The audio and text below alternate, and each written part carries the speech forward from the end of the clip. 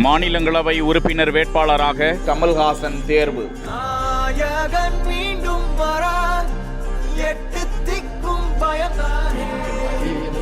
அப்படி கமல்ஹாசன் மாநிலங்களவை உறுப்பினர் ஆனால் 1,00,000 சம்பளம் தொடங்கி டெல்லியில் தங்கும் வீடு, விமான ரயில் பயணங்கள் ஃப்ரீ, இன்னும் என்னென்ன சலுகைகள் அவருக்கு கிடைக்கும். திமுகவோடு கரம் கோர்த்த நிலையில் முதல்வர், துணை முதலமைச்சர் வாழ்த்து.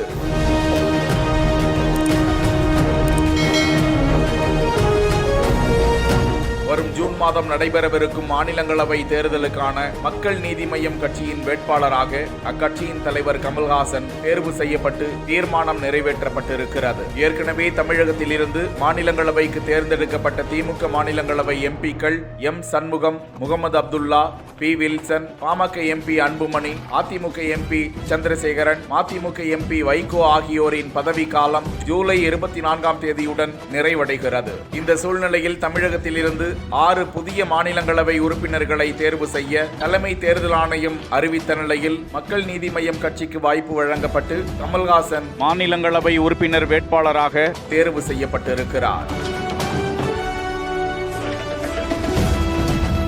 இப்படி தேர்வு செய்யப்படும் மாநிலங்களவை உறுப்பினர்கள் நாடாளுமன்ற உறுப்பினர்களைப் போல் அனைத்து சலுகைகளையும் பெறுவார்களாம். தினசரிப்படி அலுவலக வசதிகள், பயண செலவுகள், தங்கும் இடம், ஓய்வூதியம் வழங்கப்படுமாம். இந்த தினசரிப்படி மாநிலங்களவைக்கு அவர்கள் வந்து செல்லும் உணவு உள்ளிட்ட தேவைகளுக்காக கொடுக்கப்படுகிறதாம். அவர்களது இல்லத்திலிருந்து டெல்லியில் உள்ள நாடாளுமன்ற அவைக்கு அவர்கள் வந்து செல்ல 34 முறை உள்நாட்டு விமான சேவையை இலவசமாக பயன்படுத்திக் கொள்ளலாமாம். ஒருவேளை சாலை மார்க்கமாக அவர்கள் வருவதாக இருந்தால் 1 கிலோமீட்டருக்கு 16 ரூபாய் பெட்ரோல் கட்டணமாகவும் அவர்களுக்கு வழங்கப்படுமாம்.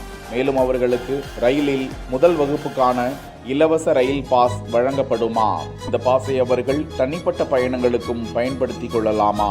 அவர்களோடு உடன் வருபவர்கள் சிலருக்கும் 2ஆம் வகுப்பு ஏசியில் இலவசமாக பயணம் அனுமதிக்கப்படுகிறதா. மேலும் நாடாளுமன்ற மாநிலங்களவை உறுப்பினர்களுக்கு டெல்லியில் இலவசமாக தங்கும் வீடு ஒன்று ஒதுக்கப்படுகிறது. மேலும் அவர்கள் 5 ஆண்டுகளில் இருந்து தொடர்ச்சியாக மாநிலங்களவை உறுப்பினர்களாக இருந்தால் அவர்களுக்கு அதன் பிறகான ஓய்வூதியம் 20,000 இருந்து 25,000 வரை வழங்கப்படுமா. இத்துடன் அவர்களுக்கு மருத்துவ சேவைகளும் அடக்கம்.